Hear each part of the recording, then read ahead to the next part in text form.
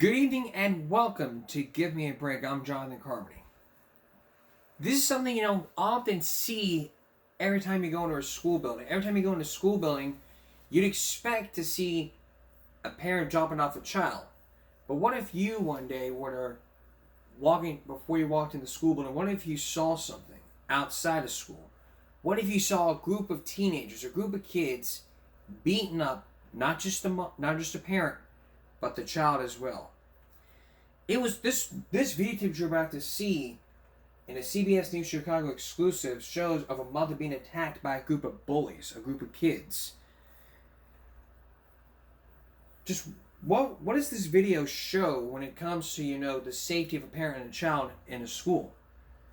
Well, it ain't one thing to talk about kids bullying the parents or kids bullying adults, because kids bully the kids and the adults bully the adults. You just can't turn the other way around. Take a look at this.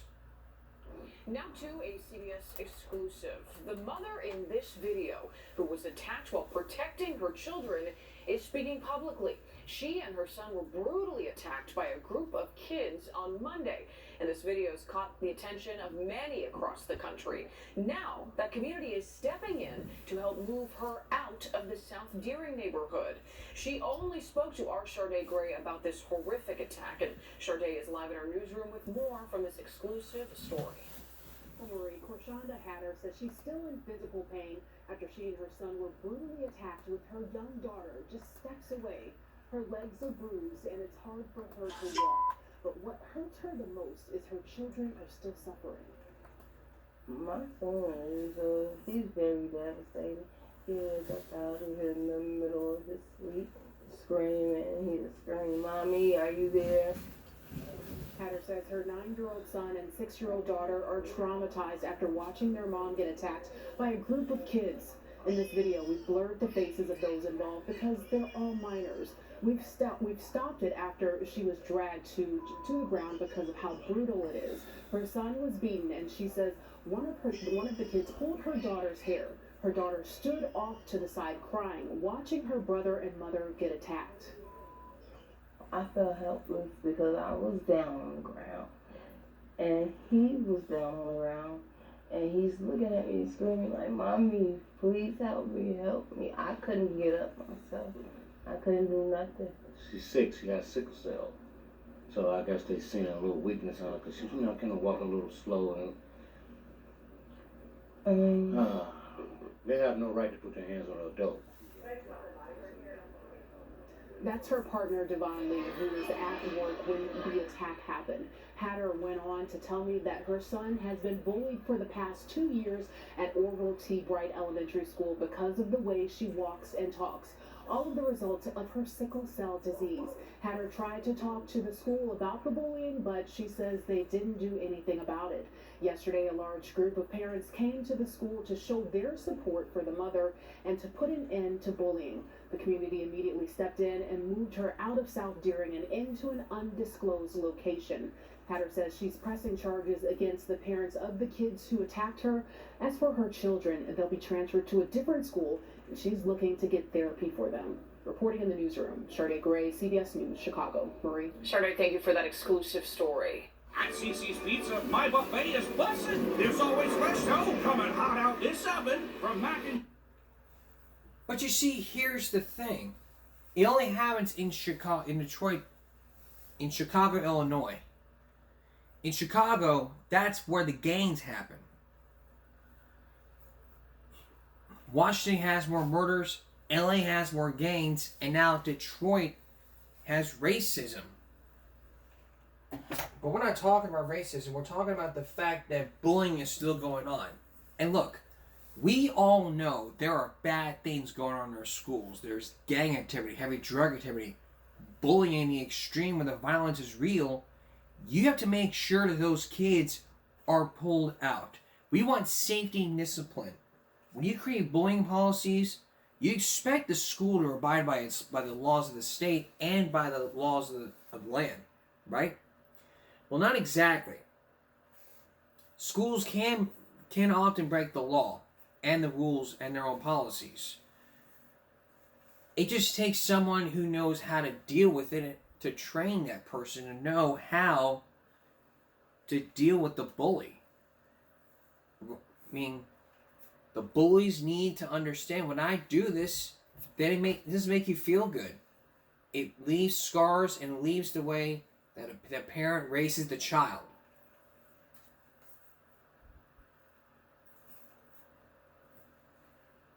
Because that's what bullying does. It leaves scars and can affect the way that the bullies raise their child. Like if you used to pick on this person, it will leave scars on you and your child. Now we're dealing with fights on the playground, and student safety is number one at top. We want safety and discipline. That's all we want as parents is for our kids to be safe when they go to school, right? Not exactly the case because, the only thing we're dealing with these days is, the fights that are happening in elementary schools. So why are elementary school teachers and students becoming so violent? We're going to answer that question for you when we come back. Still ahead, stem cell research. Last night we showed you a 60 Minutes report about Steve Waters, about Larry Stowe, who committed fraud and is charged with fraud. Now there's another case of stem cell fraud, and Scott Pelley has the stories of some people on stem cell research. Stay with us. Welcome back. We log on to Facebook, we log on to social media, we look at our YouTube, and we see fights like this happening. It's happening in not just high school.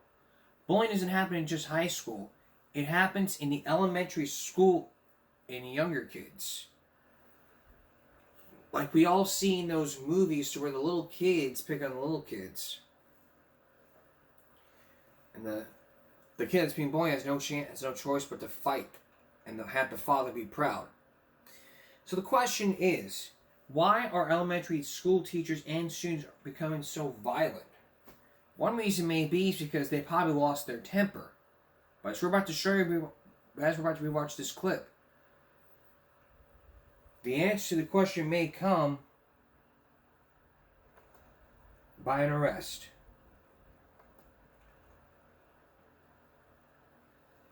Now, this happened in Austin.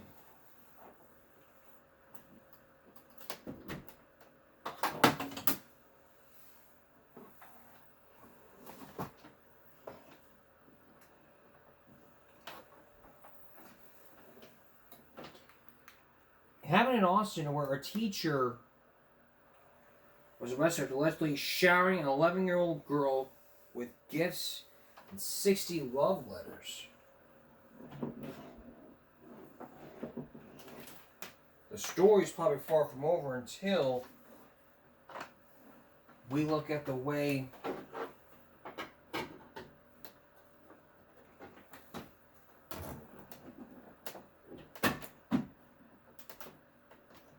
that it was handled. So therefore, it would be our best interest to look at it beforehand.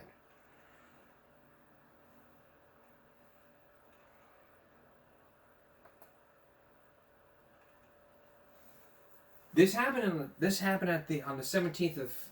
in Anderson County. A teacher was arrested after he allegedly showered a child with gifts and love letters. The teacher's name is Dylan Robert Dukes, a former teacher at Star Elementary School. He pleaded guilty on Wednesday after he stalked a 11-year-old girl and showered her with the gifts of affection. Citing arrest warrants, Allen reported that the Dukes gifted the child the following items, which caused her to feel uncomfortable around him: 60 love letters, cards, gift cards, ornaments, pictures, and unwanted hugs. The report states that Dukes joined the 11-year-old's church after he learned that he would no longer be a student. Dukes was arrested and charged with stalking. He was initially handed a $50,000 surety bond and was ordered to have no contact with the victim or her family. During a plea hearing on Wednesday, he pleaded guilty to first-degree harassment and was sentenced to 3 years of incarceration. Suspended to 5 years probation, according to the outlet. The former teacher was surrendered a teaching certificate and attend mental health counseling. Rape is rape in every 50 states. That's statutory rape. That's the bottom line here. Believe me, we talked about rape before. Every one of these stories where a teacher has sex with a child is statutory rape. It's not a scandal. Stop lying. There should be no statute of limitations when it comes to teachers having sex with a child. You know, rape is rape. Now let's go back to this question. Why are elementary school teachers and students who become so violent?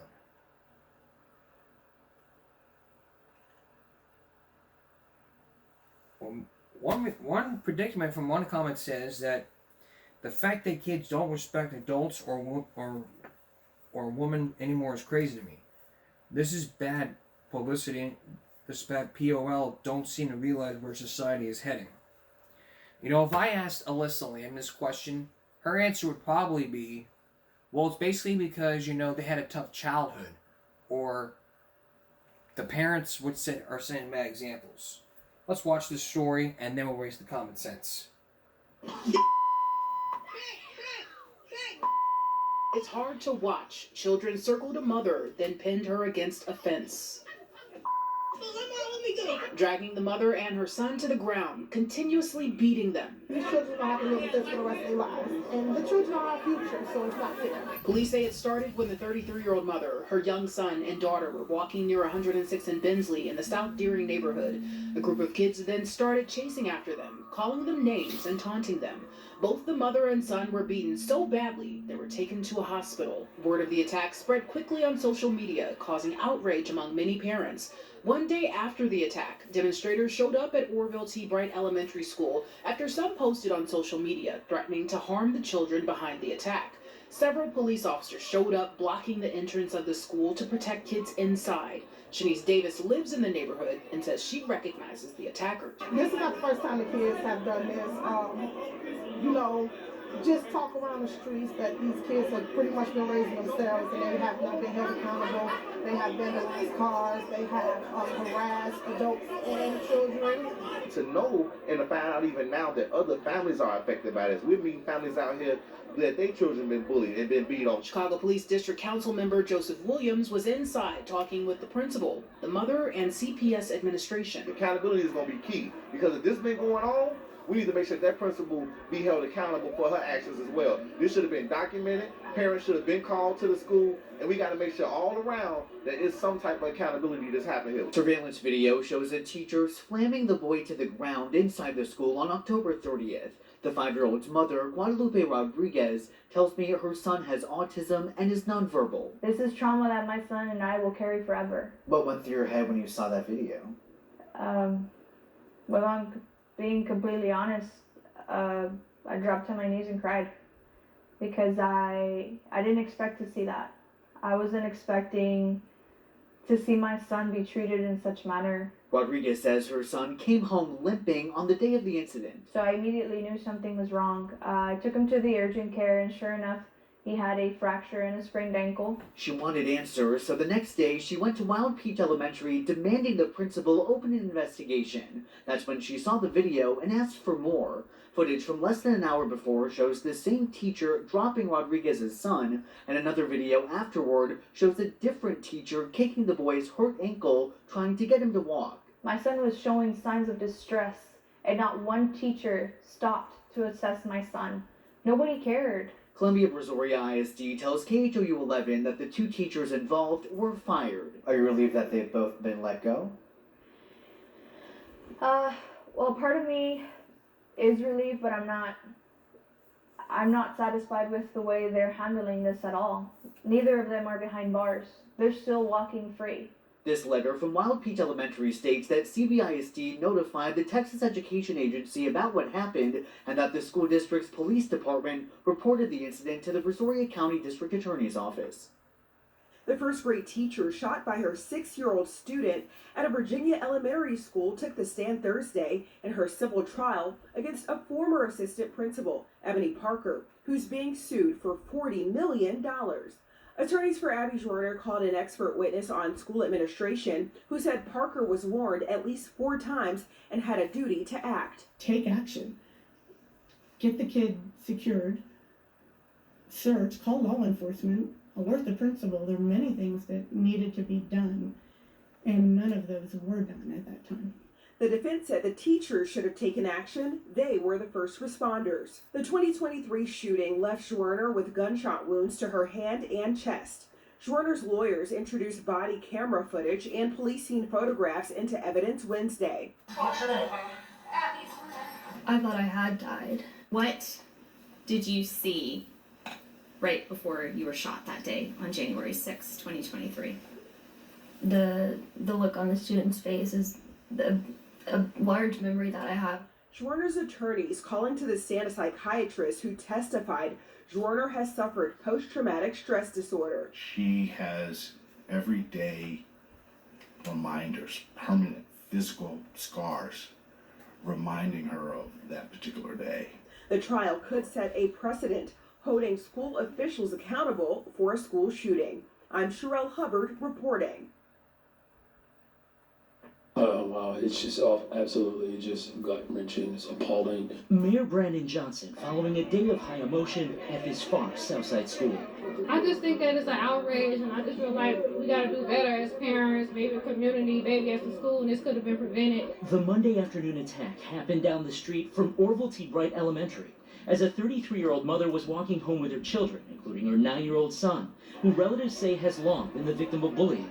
Video shared tens of thousands of times on Facebook shows a woman being punched before the assault turns even more violent. We blurred the faces of those involved because they're minors, and no charges have been filed. We've frozen the video here because it's so graphic. By far, the most difficult video that I've ever watched. The pain and the suffering that family endured was quite horrific. That's crazy. Kids is fighting adults. Where's the parents at? Why are they being accountable for it? Top city officials, along with representatives from CPS and CHA, meeting at the school with that injured mother, who's now being relocated along with her family. Of course, we want to make sure that there's accountability, but there's also something very disturbing about children carrying out such a violent act. There's clearly a need for some intervention there as well. An intervention should happen. Intervention should happen, and if it doesn't happen, then probably not.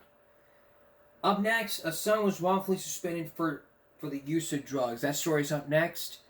And a stem cell research investigation that not even you'd be thankful for if you were a part of the stem cell fraud. Stay with us. A couple seasons ago, we brought you the story of a child who was wrongfully suspended because a school thought that she was on drugs, when it turns out that the drug test the father had given them turned out to be all negative.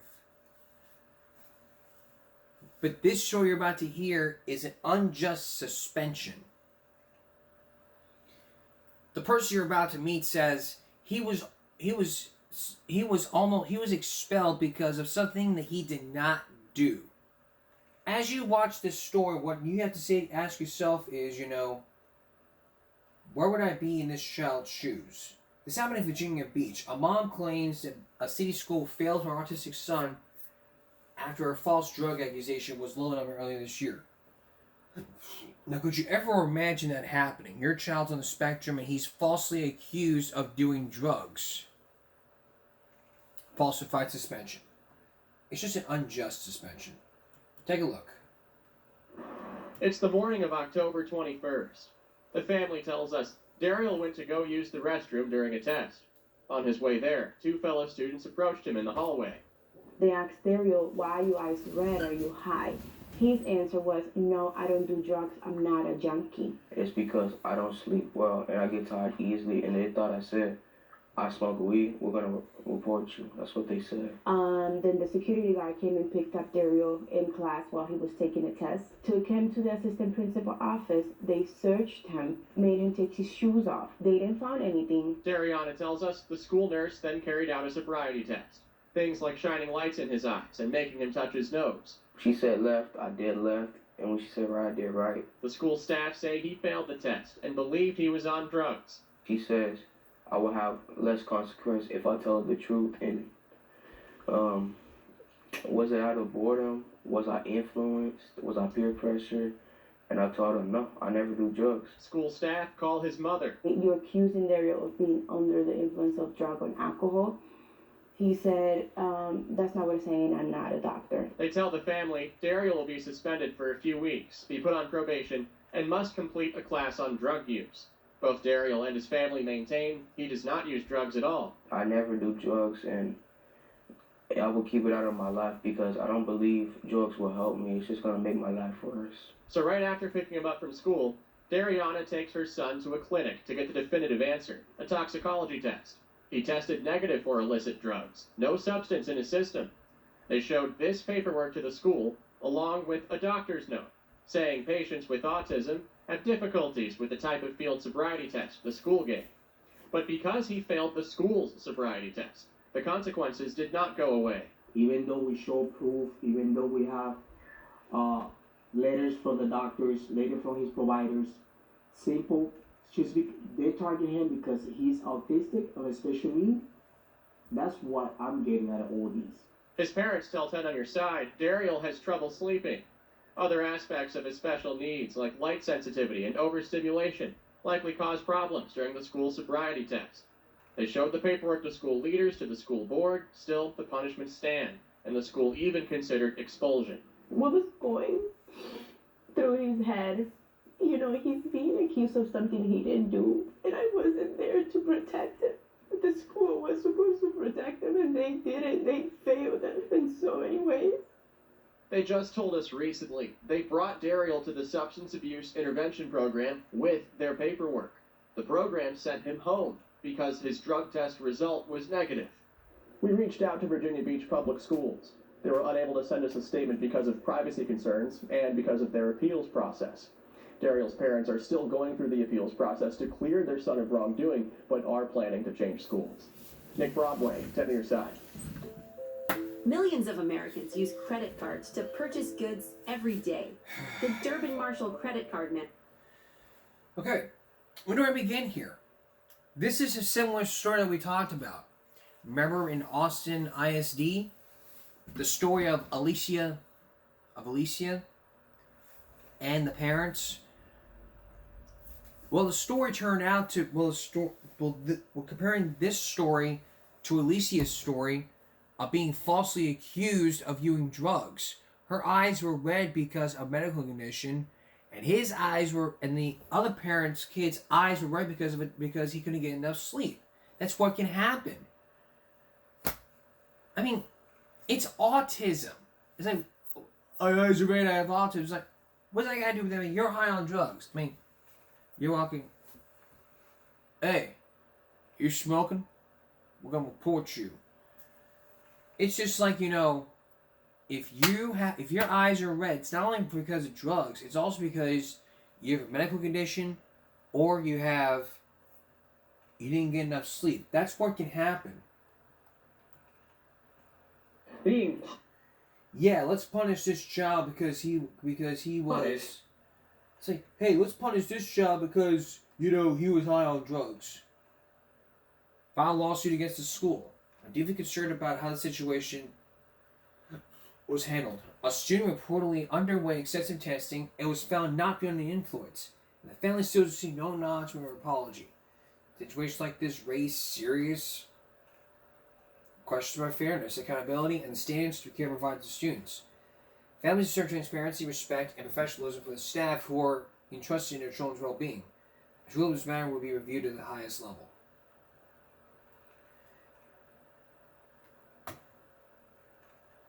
This is good. Salem Medical staff do better.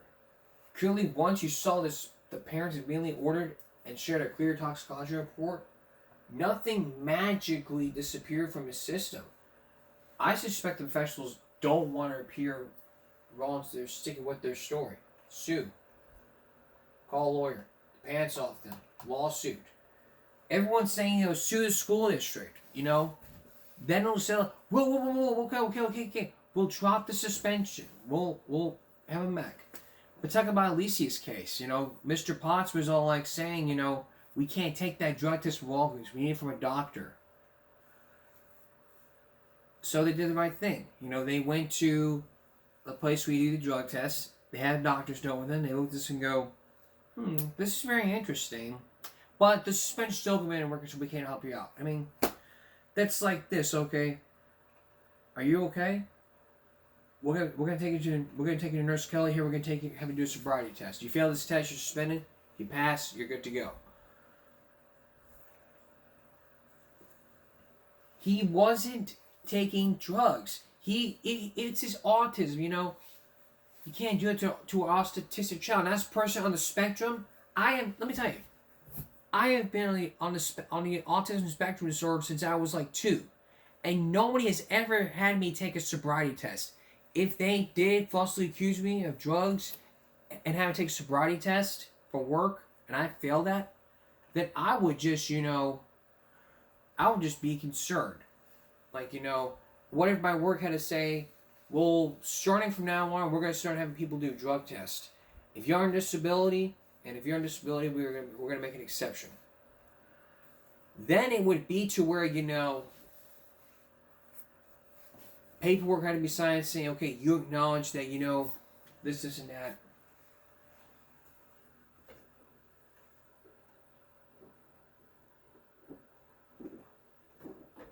I mean, who sees the problem here? These administrators and teachers need training on children with disabilities. The thing that troubles me the most is when people don't see disability. Assume certain actions are reflected or as bad or criminal behaviors, be it mental, physical, or emotional. More investigation needs to be conducted.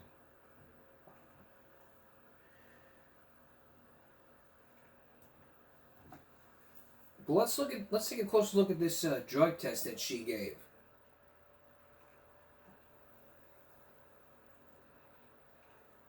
Found anything. Dariana tells us the school nurse then carried out a sobriety test. Things like shining lights in his eyes and making him touch his nose. She said left, I did left, and when she said right, I did right. The school staff say, I mean, just look at this student information.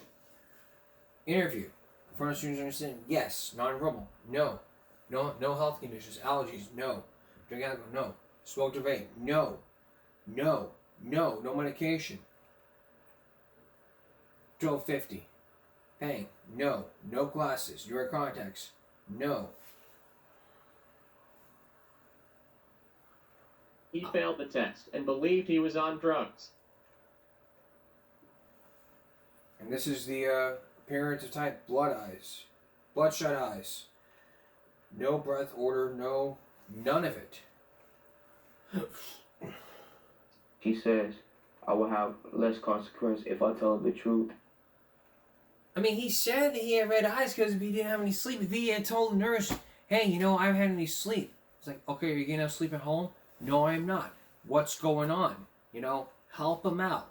That's what they're there for. But they went the other way around and go, we understand your eyes are red, but we have no tolerance policy about drugs. So we're gonna suspend you for 3 weeks. We're gonna punch you on probation. And, oh yeah, one more thing. Fuck autistic people. That's what they said. I mean, schools would be like, we're trying to keep our kids safe and the kids' eyes are red. We're probably gonna say we're doing drugs. Fuck you. Fuck you. That's all I gotta say. Fuck you.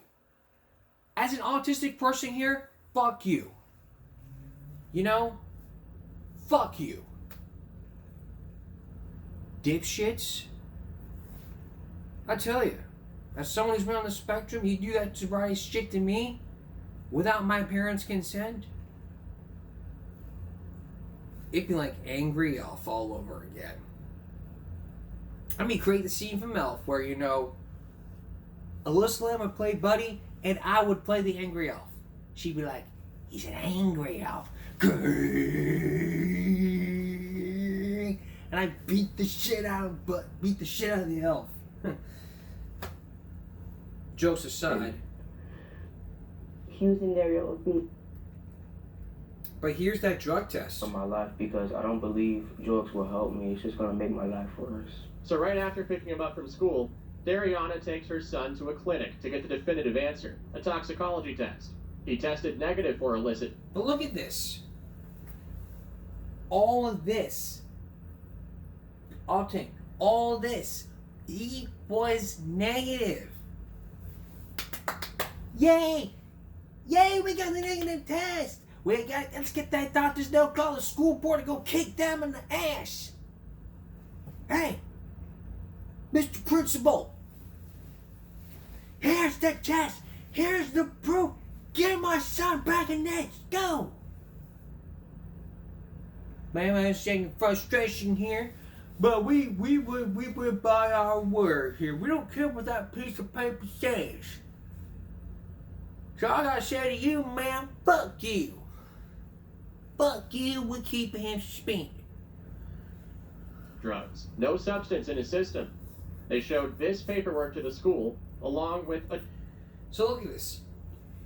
This was the medical excuse saying, I'm writing this medical statement on behalf of a Daniel Tyrannic patient who was previously been seen in our clinic due to his known diagnosis of autism spectrum disorder and his history of premature birth.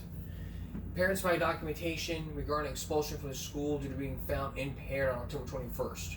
While at school, based on provided documentation, it appears that he was assessed by the school nurse due to reports of having read. Emergency impairment assessment, or EIA, was conducted, which was notable for following: failed finger to nose, constricted pupils, and horizontal gingivitis. Leaving the school, they were referred to hospital emergency department, where urine drug screening and serum ethanol were performed, and both negative. Saying patients with autism have difficulties with the type of field sobriety test. On behalf of the Nail's family, I appreciate you taking this information for our medication into consideration as you review the case. They would just review the case and go, you know what, this kid was telling the truth, but we're going to keep him suspended.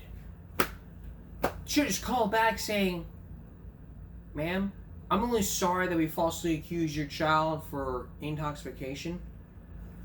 I mean, let's go back to Mike Bartles. Mike Bartles, Cheryl Bartles, and Alicia Bartles. Alicia was falsely accused of doing drugs.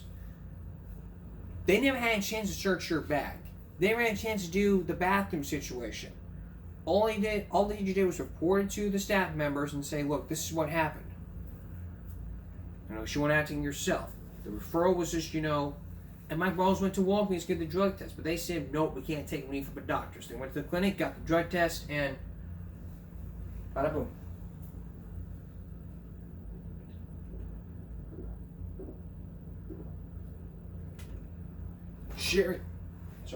Sherry did take a screenshot of that drug test and post it on Facebook. For everyone to see. A video along with that states that, it was all negative, saying, when Mr. Potts gets back, we want an apology. We have the videos. And it was on the news. But the thing is, you don't falsely accuse a child of being intoxicated. Even though you show them proof that says, here, we have the proof right here that says that she's not intoxicated. Then it'd be up to them to apologize, saying, you know what, we're sorry that we did this to your child, and I want to make this right for you. Making it right does not mean you sit there and say that you're gonna make everything better. Game. You can't make everything better. You can't just start an accidental fire and then put it out and then just put out the accidental fire. You can't falsely accuse a fire by just building a fire and accidentally putting it out. False accusations right there. That just proves that you don't care about drugs. You don't care about disabilities. Every school should care about people on the spectrum. We're going to take a break. We'll be right back with stem cell research. Imagine one day you and your child go to the doctor. There's no telling what would happen if you or your child have a disease that has no possible cure. What if you were to realize that you came across something on the internet that talked about stem cell research, but then realized that you didn't get your money's worth because you were scammed? Last night we showed you a 60 Minutes report about stem cell fraud, talking about talking about someone in charge of the stem cell research. He says that he's helped people with autism, and not only that, has reversed the condition and pulled someone up out of a wheelchair. His name is Larry Stowe. The victims were working with 60 Minutes, and one other person was with Stowe as well. Tonight, the investigation continues with more about stem cell fraud. How can you protect yourself from that kind of stuff? Here's Scott Pelley with a 6 Minutes investigation.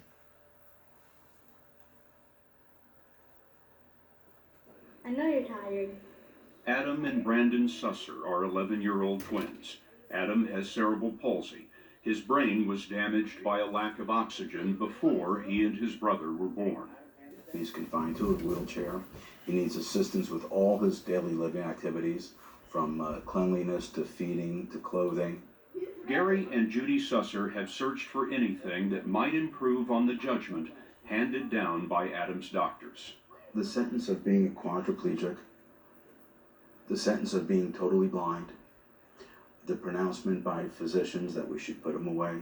Those were the things that his regular doctors were telling you. Correct. We were being advised, literally, to put him away. He's going to destroy your life. So, back in 2003, the Sussers took a chance on the theory of stem cells. Adam was 3. They brought him to a doctor in Mexico who injected stem cells with no idea whether they would work. We both decided that in the severity of his condition that he'd have to try it. Apparently, there was no harm and no miracle. The progress that he made after that was minimal at best, and therefore we didn't see any good coming out of it.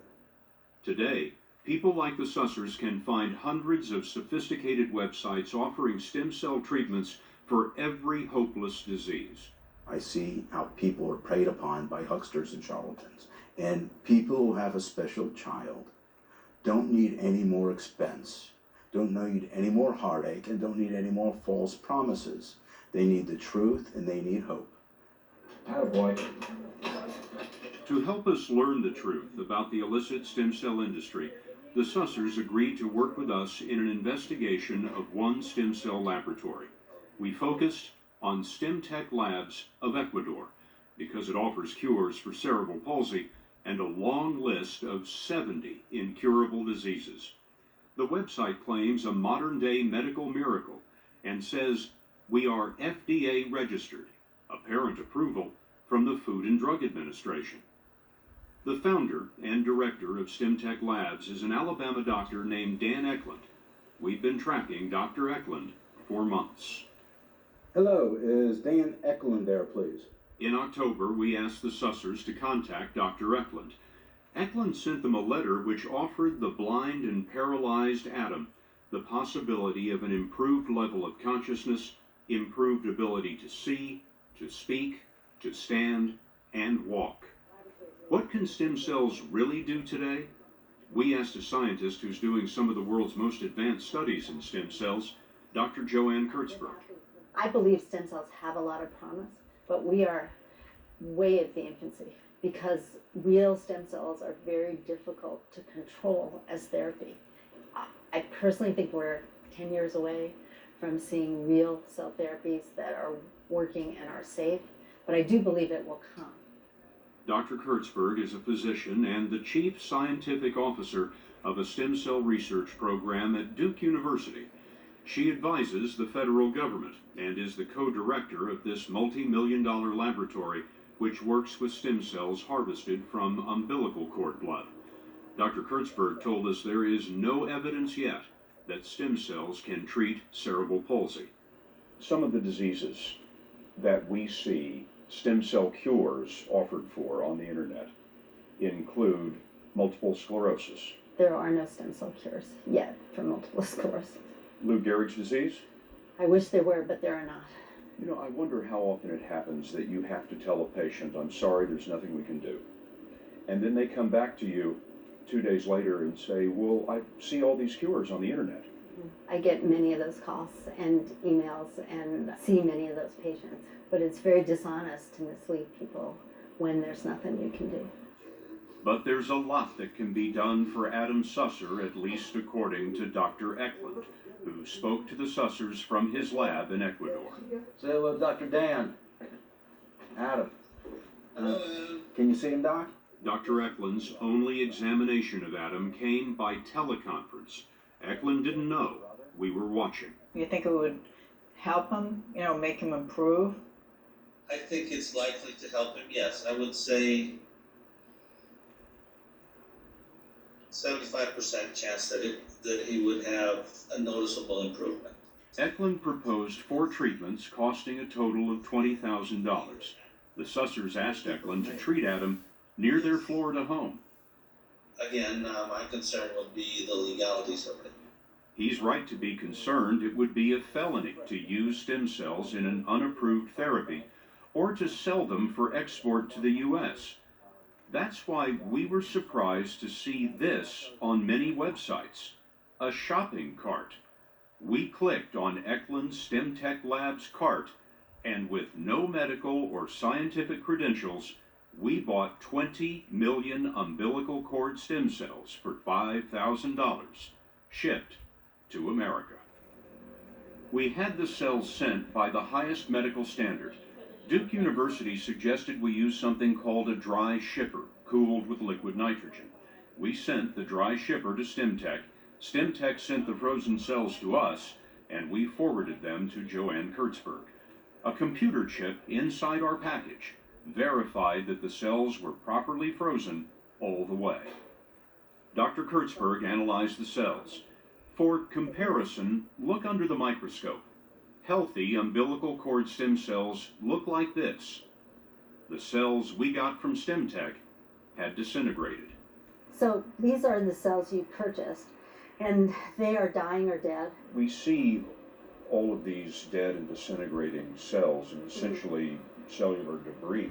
Mm-hmm. Are there dangers of injecting that into someone? There are huge dangers if you injected that into someone's blood or spinal fluid, because all these little fragments and debris would get trapped somewhere in the bloodstream and could cause a stroke, or in the brain could cause an inflammatory reaction. This could actually do harm. Yes, this could do a great deal of harm. Remember, the Sussers asked Dr. Eklund to treat Adam in the U.S., and last winter, he got out of a van to meet Gary Susser at a Florida hotel where Eklund planned to do the transplant. We dug into Dr. Eklund's background, and we found things that he hadn't told the Sussers. This is the document in which the state of Alabama revoked his medical license in 2005. The State Medical Commission said Dr. Eklund admitted that he prescribed controlled substances to a patient with whom he was having sex, prescribed controlled substances to a patient who he knew was a drug addict, and had sexual experiences with young female children. We also tracked down his laboratory in Ecuador, not exactly the state-of-the-art facility claimed in his website. The hotel room Gary Susser and Dan Eklund headed for was set up with a number of cameras that were tucked out of sight. Susser excused himself. Eklund was expecting to meet Judy and Adam, the blind and paralyzed 11-year-old, in whom he intended to transplant stem cells, cells from his lab that sold us the dangerous biomedical junk.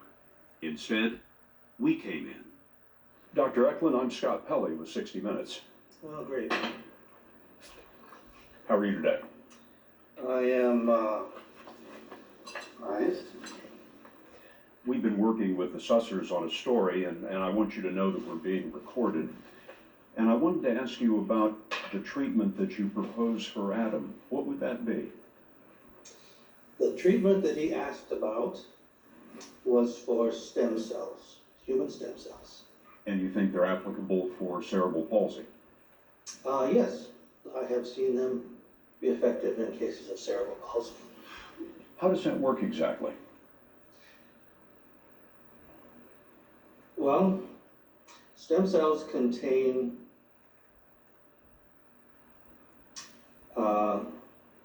excuse me here.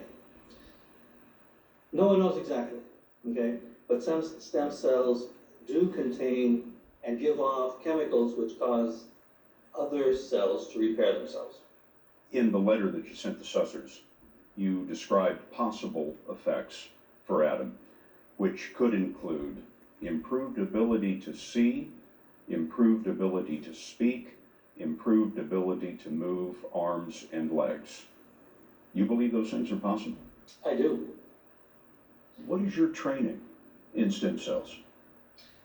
My training in stem cells was I studied for about 6 years going over the literature. And then I started producing stem cells in my lab. You're self-educated, self-taught. Mm-hmm. Have you published any research? No. Frankly, Dr. Eklund, you have nothing to base your results on. There's no clinical trial, there's no blind study, there are no medical papers published. That doesn't make any difference. You know, you say it doesn't make any difference that you haven't done these studies. I would The studies have imagine, been done in other countries. I would imagine it would make a big difference to the Sussers. The studies have been done in other countries. These are not published in the United States because they cannot be published in the United States. Where is this seen in the medical literature anywhere in the world? If you did the things that you describe in this paper, you would win the Nobel Prize.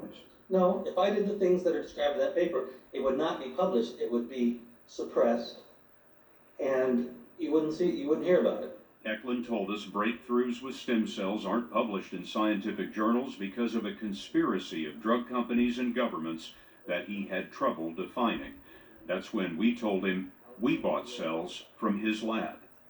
When your cells are delivered, they're functioning, living stem cells. Yes. We purchased some stem cells from StemTech Labs 6 months or so ago and had them delivered to Duke University, which did tests on the stem cells, and they determined that the stem cells were dead. Well, they must not have handled them appropriately then. You're thinking that you handled them appropriately, but the stem cell laboratories at Duke University did not. That would be my assumption, yeah. I don't think that there's any chance they were damaged in China. We asked Dr. Kurtzberg to listen to Eklund's theories. Yes, I have seen them be effective in cases of cerebral palsy. This is pretty scary, actually, that he would be saying these things, that he would be leading them on this way, because what he's talking about is very dangerous. Is this a con, Dr. Eklund? No, it's not a con. I have taken the stem cells myself. Would I take the stem cells if I thought that they were a con? No. Putting them in an 11-year-old boy is entirely a different matter. That's why I took care to explain the remotest possible difficulties, which have never been reported. Without any medical studies that have been published in major journals that have suggested that stem cells have any efficacy. You keep going back to this point, that they are not published in major medical journals. I'm telling you. It is the standard of the world. I do keep going to that point. I'm telling you that they are not going to be published in this country because when someone does try to do it, then they have 60 Minutes come and visit them. And I think that's enough for me. Thank you.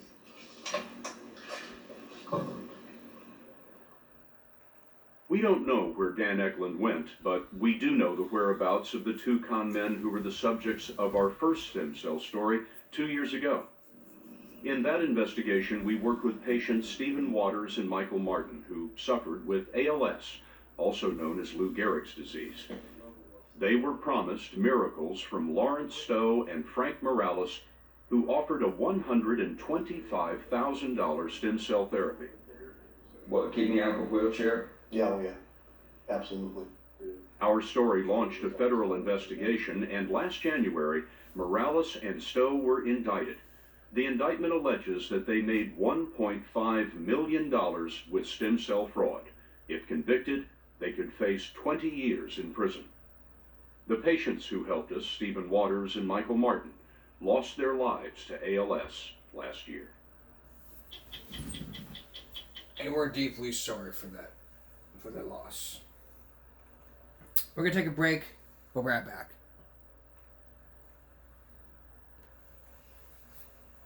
And finally tonight, have you ever thought about staying up late? Being on your phone? Well, tonight's follow break from Jared. From Jared Burner with 87,000 views. When parents catch you staying up late on a school night. Using the machine gun right. You know what? Let me show you. Hey Mark, just letting you know that it's time for bed shortly, okay? So go ahead and turn your game off, alright? And get ready for bed. Do I have to, Dad? I'm in the middle of the next level. Yes, Mark, you have school tomorrow morning, okay? So turn your game off and get ready for bed. No, I want to beat this level, Dad. Can I stay up? No, Mark. The answer is no. You're not staying up late, okay? I don't want to catch you up late playing these games, okay? Dad, please, I want to beat this level. Mark, I said no, okay? So turn your game off before I unplug it. You gotta be kidding me. So annoying. Guys, I gotta go. It's time for me to go to bed. I hate my dad. Alright, Mark, we're going to bed, okay? So turn your phone off, put it on the charger, and go to sleep, alright? You have school tomorrow. Get school in the morning. I don't care, Dad. You know what? Whatever.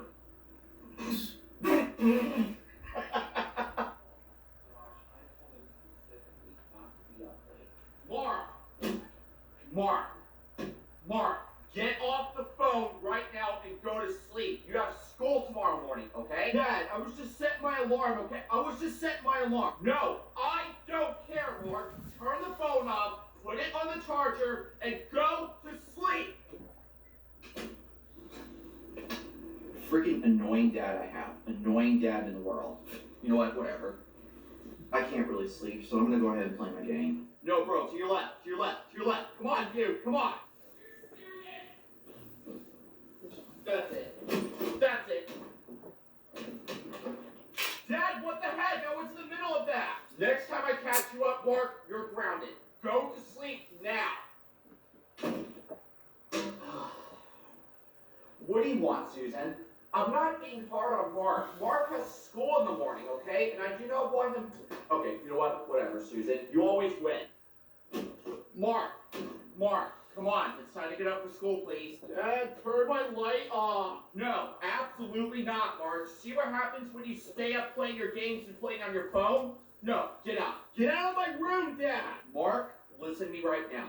It's your fault that you went to bed late. I told you millions of times not to be up late because you have school the next day. So get out of the covers, get ready, and get yourself some breakfast. I don't want to go to school, Dad. Now, let's go! Oh my God, Dad. You really need to start going to bed earlier, Mark, okay? This is ridiculous, alright? I don't know how many times I have to tell you. Mark, are you up getting dressed? Mark, get up now. No, Dad, I told you before, I'm not going to school. Mark, you can get on your hands and knees and beg all you want, but you're not staying home from school, okay? So get up. Get out of the covers. Oh, God, that's freaking bright. Mark, you got 5 minutes to leave the house. Mark, get off the phone! Let's go, Mark. We don't have a lot of time. Get your things ready, get yourself fixed up, and get out here and go to your bus stop. Get out of my room, Dad! I'll be out soon! Stop being so... You know what? Whatever, Mark. Whatever. Really sick of his attitude. I absolutely hate my dad. I wish I moved out. Mark, let's go. Come on, Mark. Let's go. Here we go again. Okay, Dad. I'm ready. Are you got everything, Mark? All right, go down to your bus stop. Look. It's okay, Mark. It's all right. It's all good. All right? Just go to your bus stop.